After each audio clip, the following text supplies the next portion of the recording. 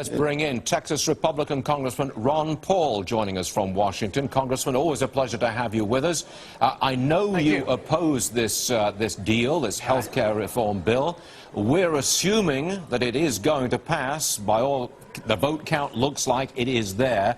Could you tell us what is your biggest single objection to this health care bill?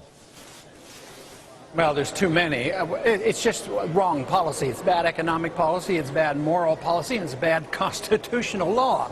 But the process is just outrageous. I mean, we're voting on a rule and we're going to pass a bill, and then the bill will be doctored up a little bit after it. But this idea of an executive order amending a bill just is such an outrage. I mean, the process on the floor is an outrage. At least they're talking about the outrage.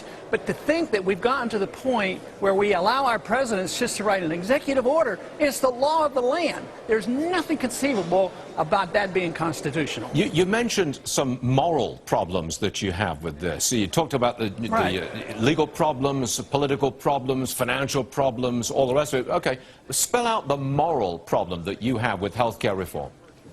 Well, we've been involved in medical care for more than 50 years, which I object to because it's created this monster, managed care. But all this intervention by Republicans and Democrats is based on the assumption that the people have a right to medical care.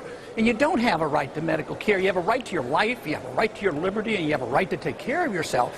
But anyway, anytime a government tries to give you a service or something of substance, they have to steal it from somebody else. So the whole process is immoral because it's based on government theft. That's why they're hiring 16,000 more new IRS agents. So because they have to steal more money. Okay, when we passed it today, and I believe it will pass, it looks like the votes are there, what does it take to repeal it or roll it back? Surely it would take 60 Senate Republican votes, a Republican in the White House, and a very significant Republican majority in the House. And that, sir, looks like an awful long way off.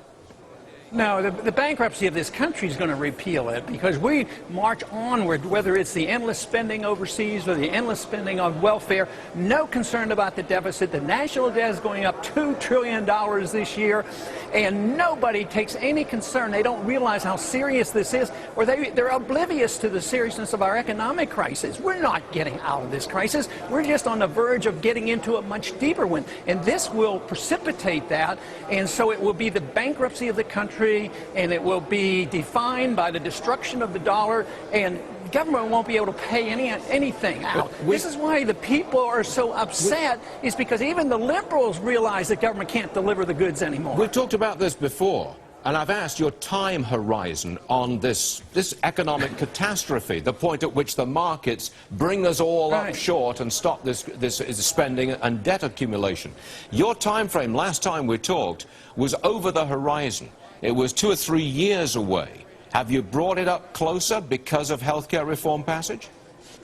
Well, tonight when this passes will be a major step closer to it. But the events are predictable that are coming, just like the financial crisis was predictable, but nobody knew that it was in September 08 that was going to hit us, or that the NASDAQ bubble was going to crash in March of 2000. We don't know those days, but we do know events will come, and we have embarked on a course that is unsustainable. You cannot spend this kind of money, borrow this money, and create new credit to finance this debt.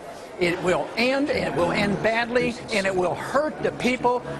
Many people are very seriously trying to help the people who are suffering and helping with medical care, but they're doing exactly the wrong thing. Medical care will get worse, and this country will go into bankruptcy. The executive order which the president will issue on the subject of abortion, is it unconstitutional in some way? Can that be repealed, rejected? No, not under today's circumstances. They've been doing this, you know, stroke of the pen, law of the land, kind of cool. They've been doing it for a long, long time. But you know, this whole idea and argument over abortion is not in reality a sincere argument. It's sincere, but it doesn't accomplish anything. A Hyde Amendment really doesn't accomplish anything, because we would deny funds going to pregnancy centers and say, don't use any money, you know, for abortion. But all funds are fungible.